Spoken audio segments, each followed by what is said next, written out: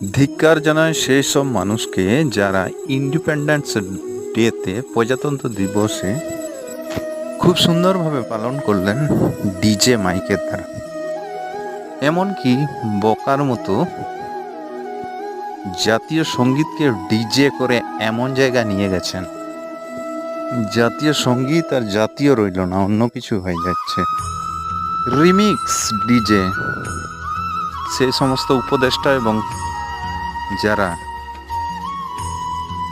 যারা এরকমভাবে স্বাধীনতা দিবস মানছেন তাদের উদ্দেশ্যে বলছি, আপনারা এরকম করবেন না।